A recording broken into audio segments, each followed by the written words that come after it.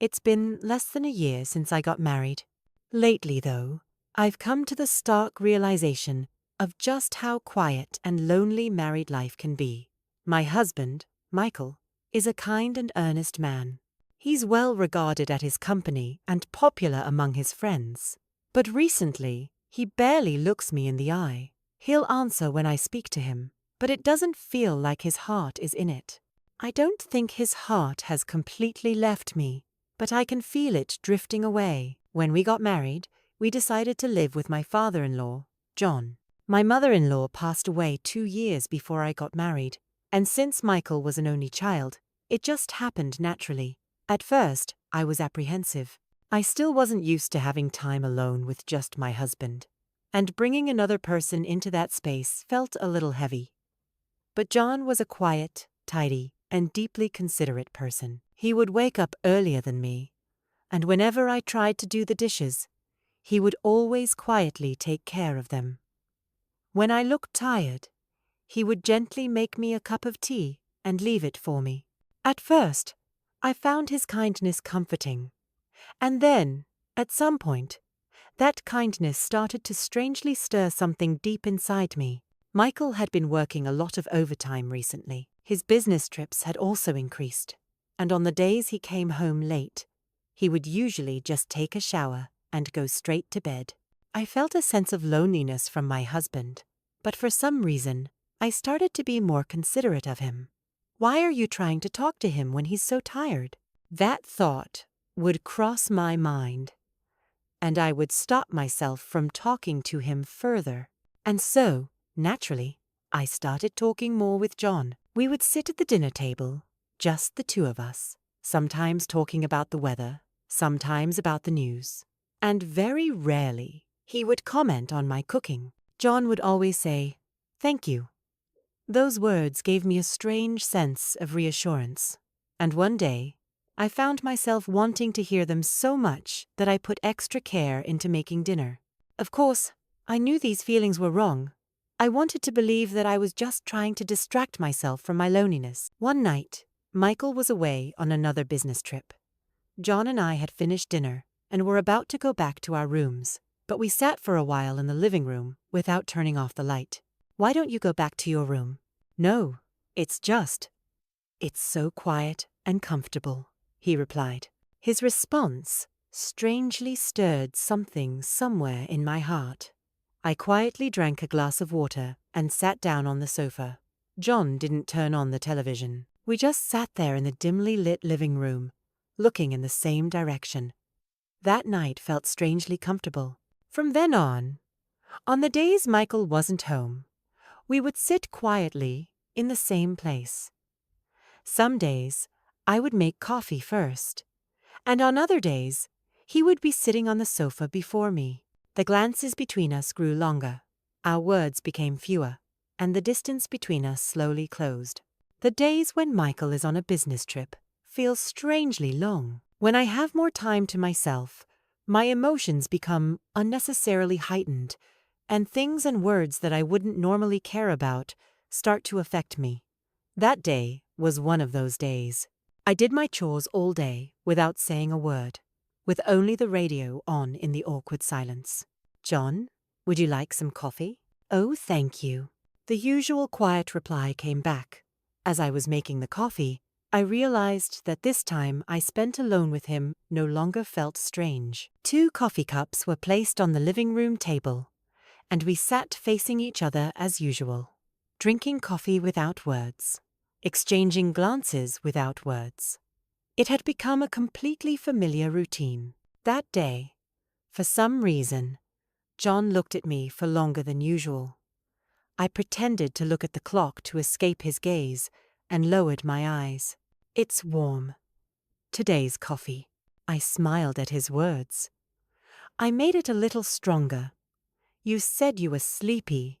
He nodded and picked up his cup. My hand also naturally reached for my own cup. In that moment, his fingertips lightly brushed against mine.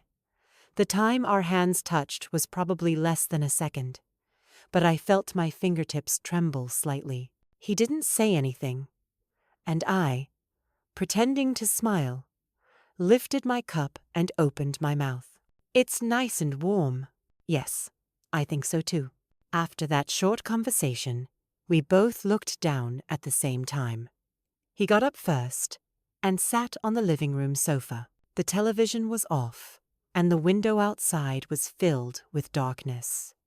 After a little hesitation, I cleared the cups and sat down next to him, leaving a little distance between us. In the darkened living room, all we could hear was each other's breathing. He silently picked up the remote on the table and turned on the television. A calm documentary began to play on the screen. He slowly and silently turned his face towards me. Is it a little too quiet? Yes, maybe so. The conversation between us was still brief, but those short words strangely lingered in my mind for a long time. That night, even after I returned to my room, his gaze kept replaying in my head. I was embarrassed, but the feeling that lingered even more was the strange realization that a part of me was waiting for that gaze. That day, for some reason, he looked at me a little longer than usual from the morning. There were no words. We finished our meal quietly and neatly, as always. I did the dishes, and he cleared the table. But in every action, I could feel an air of him being conscious of me. My husband was on a business trip. There was no contact from him. I had already stopped checking. In the evening, the house fell silent. He was in the living room, and I was watching a drama in my room, but I left the door slightly ajar, the living room with the lights off. I could see his silhouette sitting in the darkness. I stopped for a moment for no reason. Sarah, his voice, truly low and quiet, came from the darkness. Sarah, my name. It was the first time he had called me Sarah, not as his daughter-in-law. I didn't answer, but that word strangely echoed in my head for a long time. I closed the door, and for a while, I didn't move a muscle inside. The next morning, he was sitting at the dining table as usual. He ate his meal quietly, as if nothing had happened, and looked at me quietly. "Didn't you have coffee yesterday?" I asked timidly. "You didn't come, so I went to bed." The words were so ordinary, but they seemed to contain so much more meaning. That night, I deliberately went to the living room a little late. He was already sitting there. 2 cups of coffee were on the table.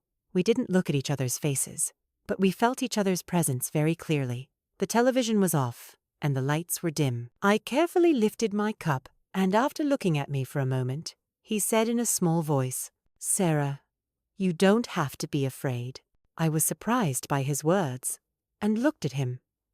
His gaze was calmer than I had expected, and deeper than I had expected. I looked down. "I'm not afraid." I hoped the words weren't permission, but it was also clear that they weren't a rejection. It was a quiet night. Those were the only words exchanged between us, but that silence felt more intense than any conversation. Even after I got into bed, those words echoed in my mind. The night he called me Sarah, and the moment I looked down, all those memories were heading somewhere. During the day, I did the laundry, vacuumed, and prepared meals as usual. John was reading a book on the porch. I moved around more busily than usual to avoid making eye contact with him, but I knew that his gaze was frequently directed at me. "Today's soup is a little salty," he said during the meal. I was surprised and laughed. It was the first time he had said something like that. "I'm sorry.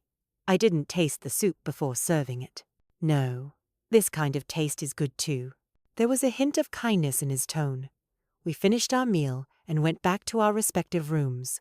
I turned on a drama, but none of the content registered in my mind.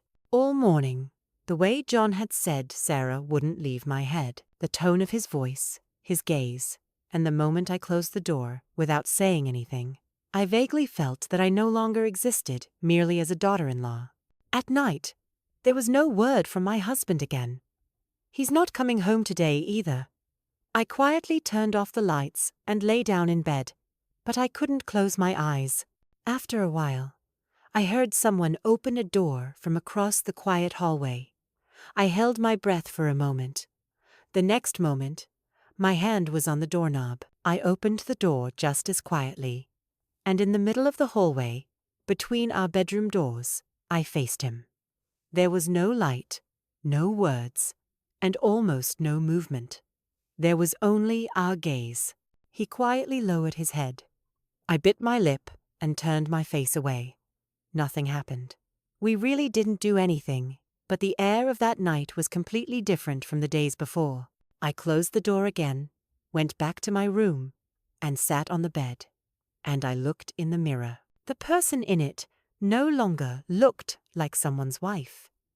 She was just a woman who had looked into his eyes as a woman. That morning, I didn't look at him. We sat at the same time and in the same seats for our meal, but I was careful not to make eye contact.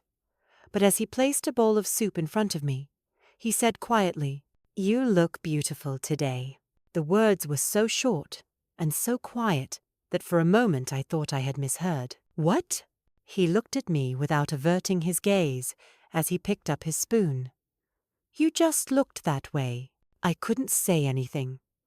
The hand holding the spoon on the table trembled a little. All day long, those words echoed in my mind. The way he looked at me, his expression at that time, and that short sentence. That night, I deliberately went to the living room a little early. He was sitting on the sofa, and the lights were not on. I also sat quietly in the seat opposite him. There was no coffee on the table. The television was also off. Only the sound of each other's breathing could be heard. We sat in silence for a while, but it was he who moved first. He slowly got up and walked over to my side. I didn't say anything. He sat down quietly next to me, reached out his hand, and gently brushed away a strand of hair that had fallen near my ear. His touch was so gentle that I only realized I had been holding my breath when his hand moved away. I didn't look at him, but I kept my head down and bit my lip. After lowering his hand, he said quietly, "I'm sorry, but I can't pretend not to know anymore." Those words felt more like a sense of relief. It was as if he had spoken the words that were in my heart for me. I slowly nodded. "I don't know anymore either." That night, we sat in that place for a long time without words. There was no television, no coffee, and no conversation. But in that moment, we both felt that we were not strangers to each other. The next morning, when we sat down at the dining table, we didn't keep the awkward distance we had before. He smiled at me first, and I nodded silently. The word daughter-in-law was never mentioned between us. That day, my husband said he was going out for drinks with friends after work. I casually replied, "Okay," and he probably didn't know the meaning behind my response. As the time grew later, I waited for the night with him. The living room lights were off again today, and he was sitting quietly on the sofa, waiting for me. I approached him, ready, and sat down next to him. We silently turned on the television, but we weren't watching anything. He looked at me quietly, and I gently moved the back of my hand towards his. In that moment, his hand enveloped mine first, and for the first time, I held his hand. As our two hands touched, we said nothing. His hand slowly intertwined with my fingers, and I didn't resist. There was no coldness in the air that night. My head was heavy, but my chest was warm. As his hand slid from my hand to my wrist, and then to my elbow, I quietly closed my eyes. I accepted that this moment was reality, and there was no reason to run away anymore. When his hand stopped, I slowly raised my face and looked at him. Our eyes met. The gaze was more honest than words, and in it there was sadness, loneliness, and also desire. I whispered, "Tomorrow morning, just as usual." He nodded quietly.